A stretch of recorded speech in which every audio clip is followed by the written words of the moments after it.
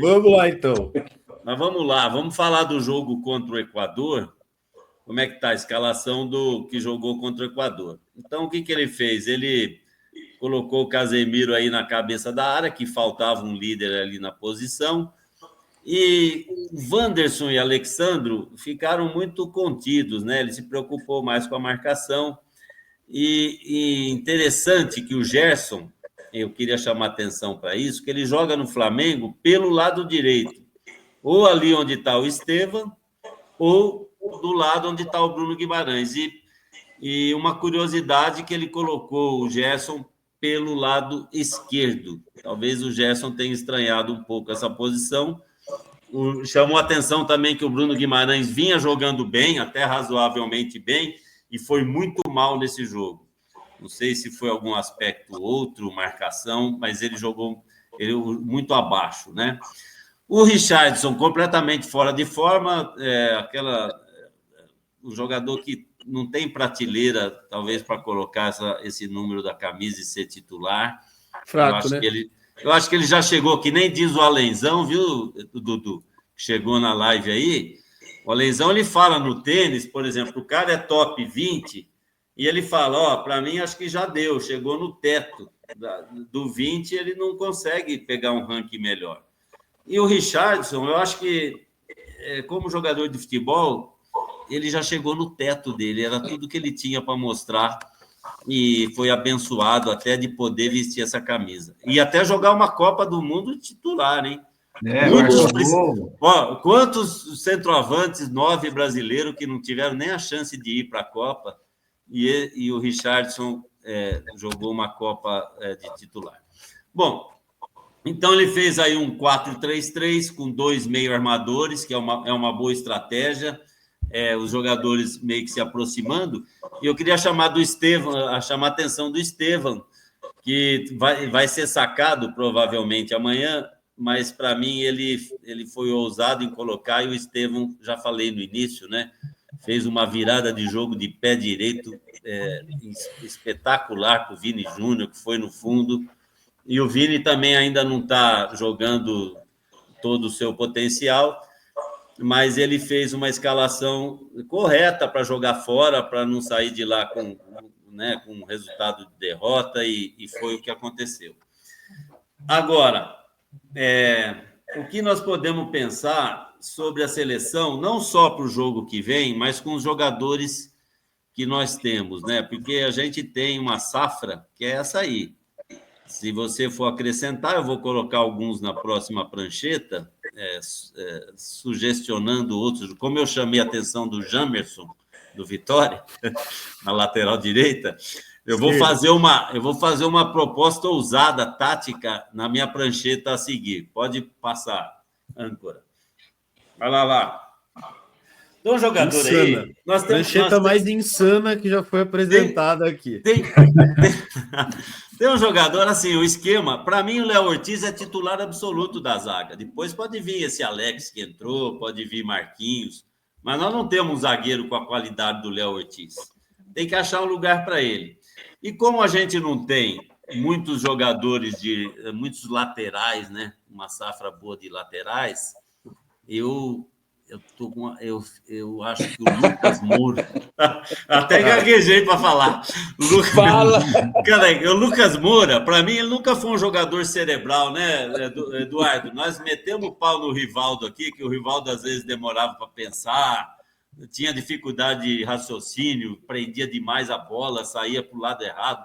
O Rivaldo, nós classificamos ele aqui como um craque com lampejos e cabeça de bagre, não é?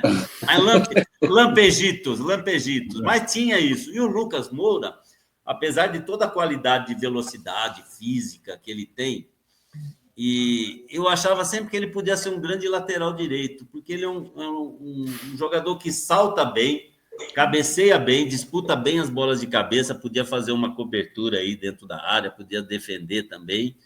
E num esquema de 3-5-2, ele podia ser esse jogador pelo lado aí.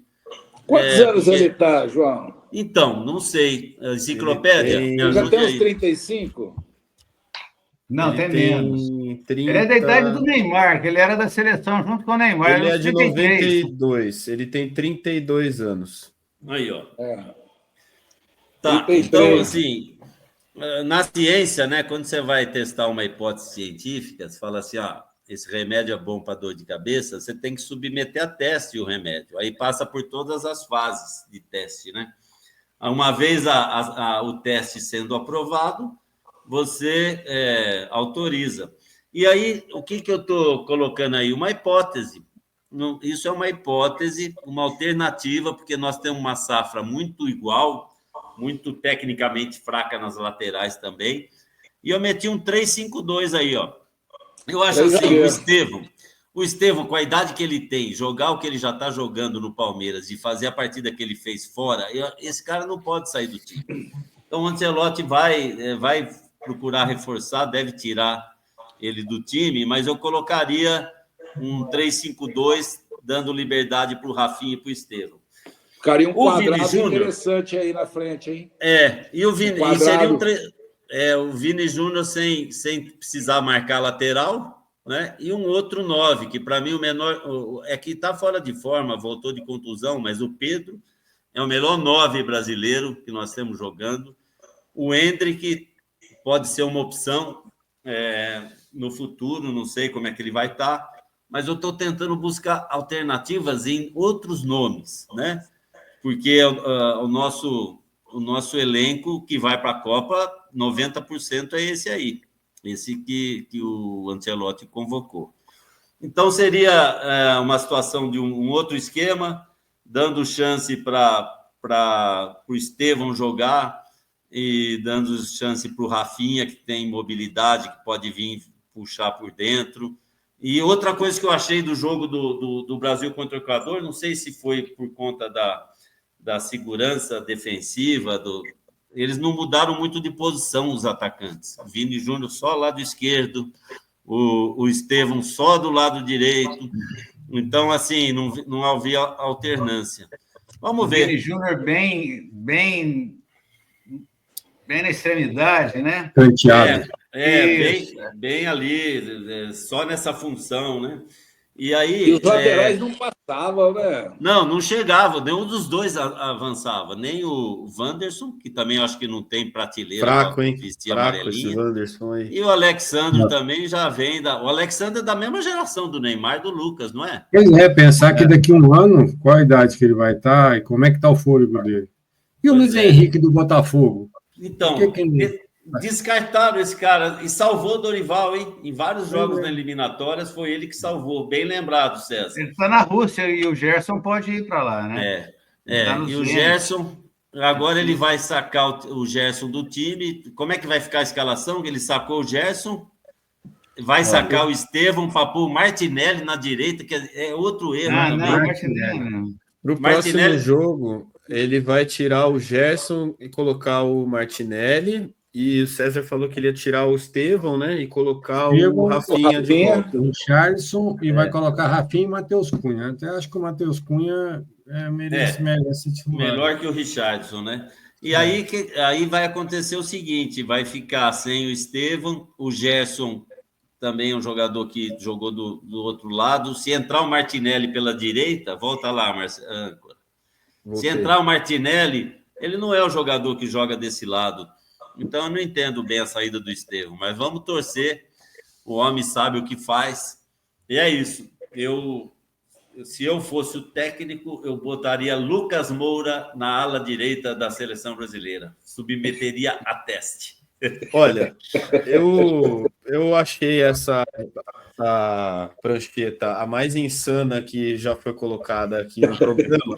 E eu queria, assim, eu tenho que falar uma coisa aqui que meu tio Romeu já levantou no chat, que é que você sempre amaldiçoou e sempre foi um hater, né, do Lucas Moura. Não, porque... E agora tá querendo colocar ele com 32 anos para marcar lateral, cara.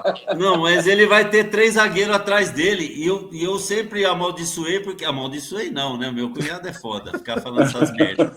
Mas eu sempre achei ele... a questão cerebral abaixo. Não que eu subestimei, mas ele, para jogar na frente, tanto é que ele ficou na Europa 10 anos, só ficou no banco. Ficou no banco do PSG com o Ancelotti de Olha o Xambô aí, ó. Ficou no banco. Então, o Lucas Moura também no Tottenham ficou lá 4, 5 anos no banco. Quer dizer, como jogador pensante de meio campo, nunca gostei. Mas aí, meu cunhado, Lucas Moura na ala direita, com liberdade para atacar. E o meu irmão lembrou bem do Rodrigo, ó. Faltou o Rodrigo, né? O Rodrigo a gente não falou dele. Cara, eu tenho uma proposta para você aqui, ó. Vê se você concorda. Esse aqui é um cara que pode fazer essa função aqui. Pode? Rafinha? Bota ele pelo ali. Lado direito, corre, ele é esforçado, né? Ele cumpre uma função ali. Ele só não vai querer fazer. Ele não vai querer. Não vai. Ele vai querer jogar de 10. Ele vai querer. Aí essa loucura aqui que você fez, a gente põe aqui, ó, o Rodrigo. Você sabe que o Abel fazia isso, né? Pegava atacante, fez isso contra o Flamengo na final da Libertadores com o Scarpa de lateral. Lembra? E como o Xambô lembrou bem, faltou o Jamerson do Vitória, o melhor lateral esquerdo que nós temos. É que ninguém dá chance para ele. Viu, Xambô? Tô com você. É isso aí. Lucas Moura de um lado, Jamerson do outro. E vamos que vamos. Aí,